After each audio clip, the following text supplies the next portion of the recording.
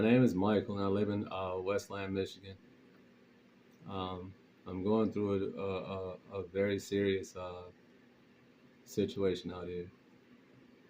I'm being pursued by an angry white mob, just like that. I promise y'all, it feels like I'm living in 1955. I'm not kidding. And I'm stressed out too. My eyes are, hey, it's bothering me mentally. I'm not kidding. I mean, emotionally, it is.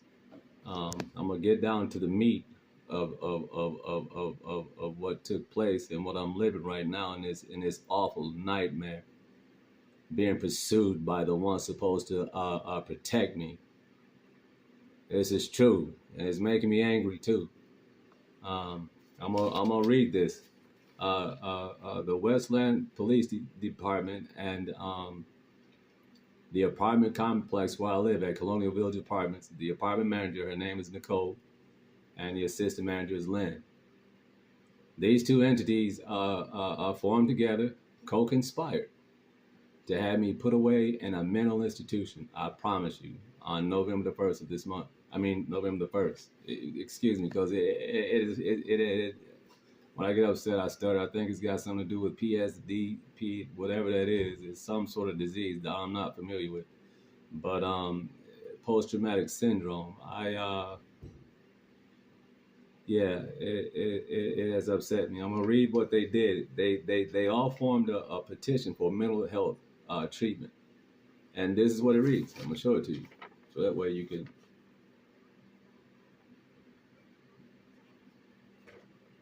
And this is what it states. I promise you.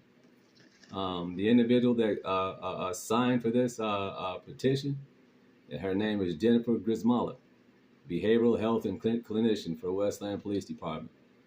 It says on this petition, my personal observation, I've never met this woman a day in my life. I promise you I haven't.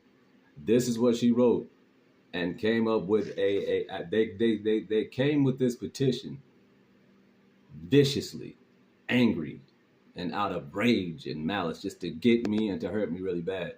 And they did. They did. I'll read what they tried to do to put me into this. I mean, the things that they put down. I mean, they loaded it. I mean, there's so much stuff in here to try to hurt me. It doesn't make sense. Let me read. I believe the individual has mental illness, and as a result of that mental illness, the individual can reasonably be expected within the near future to intentionally or unintentionally, seriously, physically injure himself or others, and has engaged in an act or acts or made significant threats that are substantially supportive of this expectation. You got to remember, I've never met this woman a day in my life. B, it says, as a result of that mental illness, the individual is unable to attend to those basic physical needs that must be attended to in order to avoid serious harm in the near future, and has demonstrated that inability by failing to attend to those basic physical needs. I guess basically I stink. I'm not taking care of myself. Straight up. This is what she says, okay? This is another part of her personal observation. She says the individual's judgment is so impaired by that mental illness, and whose lack of understanding of that need for treatment has caused him or her to demonstrate an unwillingness to voluntarily participate in or adhere to treatment that is necessary on the basis of competent clinical opinion to prevent a relapse or harmful deterioration of his or her condition, and presents a substantial, literally, risk of significant physical or mental harm to the individual or others. I have no idea what demonic demon that came out of hell and said, hey, write this and say this is him. Okay, it says right here, my personal observation. You gotta remember, I've never met this woman a day in my life, man.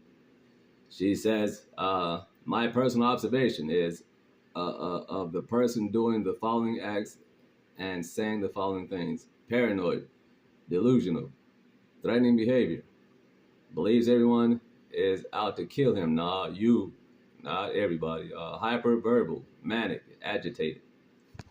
Her recommendations was keep him up in there forever, and when he get out, put him in outpatient. This is what it says: a combination of hospitalization and assisted outpatient treatment. I promise you, this is what the woman did. This is what they put their signatures to. Check this out. That morning of November 1st, police come to my door, knock on my door, really nice, really soft. I said, okay. I said, who is it? No one comes to my house unless I know it. Period. They disguise themselves as maintenance. They said maintenance, really low. I said, okay. I said, I can call maintenance. I said, what are you here to fix? They say, we're here to fix a leak, really low. So me not being a fearful man, I sling the door and whoop, bang, I open that sucker real hard. What was this? You know, that's just the type of person I am. So yeah, I looked down either side of me, and there's two police officers crouched down at the door. Crouched or either status, like low at the door. They come to the door, come inside my house. One beelines toward the my room. The other police officer follows me toward the living room while I'm coming to get my phone to try to record what they're doing. He grabs my phone and proceeds to handcuff me. And as they were coming in, they're saying, "Is there something wrong with you? Is there something wrong with your mind? Are you okay? Do you need a hospital?" I'm like, nah, I don't. And as they came in, he handcuffed me for that reason and brought me to the door. The one police officer came out of my room and said he has a gun. It says he has a gun, and it's loaded. I said, you got that right. It's not for play. And so what he does, how did he know I have a gun in that first place? But what he does is come and they handcuff me, find a knife on me, and say, well, you have a knife. I said, well, really none of your business, but yeah, it's for, things that you need, like Instacart, you're doing stuff like that, making you extra money. A dog or something may come up. I say, hey man, I gotta get some dog spray to, so I don't have to kill a dog. Yeah, but at that point, you gotta keep that in mind. They took me to the mental institution. It's a lot took place between that. I'm going to explain that later, but I'm gonna get to the hospital. When I went to the hospital, Doctor, let me see, her name is Ramona Stamatin. She told me to call her Dr. S. I absolutely love that woman. She did, man. She saw straight through what those people did, and what they were sending me through. Very harshly. It hurts right here. I need a doctor. I need to be seen. It messes with me emotionally what they done. Caused me to stutter. I've never stuttered before. You see what I mean? It's way worse when I get upset. So that's part of that post-traumatic syndrome. Yeah. This is what Dr. MD Ramona Stamatin, Dr. S is what I'm gonna call her. She told me to call her Dr. S because of the name. I'm gonna remember how to remember that. There's something with I gotta see a doctor, but this is what she wrote, her recommendations right here. I think I got that right. This is what she said, totally debunking what they did. And she did apologize later, after her assessment. Dr. S said, in my medical report, she said, okay.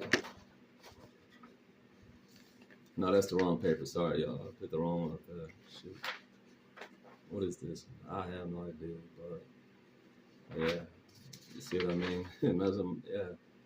This one right here. This is the one he put up.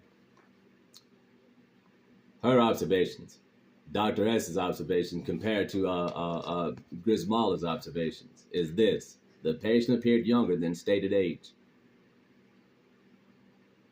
In no acute distress, with fair hygiene and grooming, and wearing casual attire, and wearing hospital gowns. The patient was cooperative, engaged, friendly, pleasant, and guarded. Eye contact was appropriate. The patient exhibited normal movements, occasionally standing up and up mid-conversation to emphasize this point. She said my muscle strength and tone was normal tone and normal strength. Mood is when she came in the room. I felt calm when she entered the room, and I said, she said, how are you, Michael? I said, I'm doing calmer now that you are here. and she remembered that. She did, and she put that in the medical record. She said, "Mood calmer now that you are here. Mood congruent, reactive to conversation, and appropriate. Speech was of appropriate volume, fluent and coherent with normal tone and normal rate and talkative amount. Absolutely nothing wrong with her. This what she did, and she dismissed me, and she apologized as I was leaving the room. She said, "Michael, listen." She said, "I sincerely apologize for what you've gone through this day. Um, I'm not going to keep you here. The doctor, I'm going to give him my results. If he keep you here, it's on him. But I won't keep you here at all. And it's a pleasure meeting you, Michael. And in her, it's a pleasure meeting you too, Doctor. You're the bestest, I promise." She put in her notes, it's in there where it says to seek legal advice concerning, because she knows that they did that bogusly. Fast forward, and I got much to this story. Man, I get home from the hospital after they tried to admit me at, and I promise you, they had raided my home. Man, they had raided my apartment. I don't have the paperwork for it right here. I thought I did, but I guess not. I'll produce that here soon. But yeah, I mean, when I do the next video concerning this situation, I should have had it right here. I thought I did, but they had a search warrant issued while I was inside the psych ward. They came in, tore up my apartment, tore up my room to get my gun, 12 gauge Mossberg. They knew where my gun was, which they shouldn't have that information. They went back there, took my gun, tore up my stuff, tore up my apartment, left my door open. When I came in, it was freezing cold in here. They left the door, my back patio door open, I guess so anyone could come in. They slung stuff around, stomped on stuff.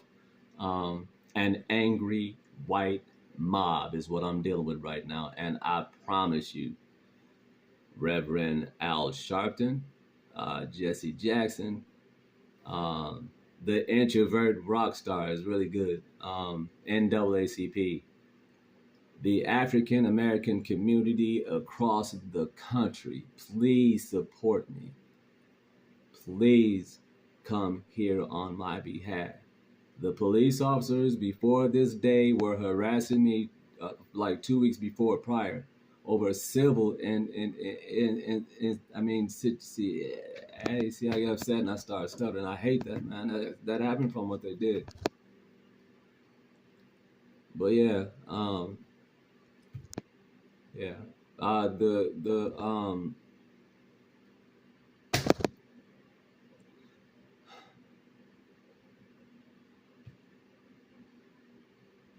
Yeah, they did something. They messed with something emotionally. But yeah, they raided my home and and tore up my stuff. And the same day, I promise, there's a ticket right here. The next day on, I'm not gonna put it here because there's some personal information there I want you to see. They wrote a ticket right here. This one. They wrote a ticket and it was in the mail. What's his name? Deputy Hallis, wrote a ticket. Put a misdemeanor on my record. I checked the mail on Saturday. He wrote that on the same day that he had just raided my house and put me into the mental institution. These on all of one accord. You got to know that's an angry white mob. And if they could have, they would have did something else. If you could do something this horribly to somebody, if they had the right opportunity, I'd have been a dead man. I promise you I would have. They'd have killed me. They tried their best to kill me. This is what I need your assistance. The doctor, I promise you, Dr. Ash said your feelings will warrant, your suspicions will warrant it. Look where they have you at, sir. So yeah, this ticket that he put on my background record. This is on my police record now. A misdemeanor, assault and battery, threats. It says I threatened Nicole. See what I mean? How she's in cahoots. They're all together. Victim was in fear of being assaulted. Suspect threatened to bury apartment manager. Oh, that's the most horrible thing you could say to someone. I'm gonna bury you. That's not even my language. Okay, the one thing they did to try to solidify what they had done and figured out, hey, we don't have enough evidence, we don't have enough solidity or whatever. If that's a word, we don't have enough foundation to for this petition. Let's add this to it. Okay, when I got to the doctor's office, and I mean the psych ward, the woman that was admitting me, another nurse, and Dr. S asked me had I threatened Nicole with a knife or that I would stab her. Took me by surprise, but a knife. So when Dr. Stamanton released me, I immediately asked for that petition of mental health. I wanted to see where that knife was in there. It was not in there, I promise y'all. It was not there. And I said, okay. I said, the knife that you said was, that they said that I threatened a lady. I said, where is it at in the petition where you said I threatened a woman? They said, no, it's not in the petition. It's in the medical records. That let me know immediately. I said, okay, yeah. So they used the knife thing. When I was coming out of the door and they saw the knife, they said, let's add this to it. So that's why it's not in the petition, and it's in the medical records that they said I threatened her with a knife. To make his story more stronger, he gave me a misdemeanor on my record. And that day, I had been not charged with anything criminal. He got an assault and battery, threats, and I told his woman I would bury her. That's the most horrible thing. Do a lie detector test. With the person that does this case, I promise you, all of this stuff is going to come. They have body cam footage that coincides with everything I'm saying. Not one truth, I promise you. Since November the 1st, I've been looking through the paperwork to see is it anything that I did that would that could be in there that I did it. Nah, they fabricated the entire thing. Now, this is the thing. A couple weeks before the first of last of the day that it happened, the police were consistently coming back and forth to my house, and that's what prompted me to call the police over a civil matter. They agreed with Nicole and took her side. So by them taking her side, they didn't say, "Well, we'll handle it legally." They said, "We'll get him." Even if we have to lie, we will destroy him. I want to kill him. That's what they want to do. They did. If you did all that, you want to do something else. You don't tell me anything different. I don't believe it. But yeah, that's what they did. So now I try to get hold of police department, supervisors, deputies, anyone that could help me.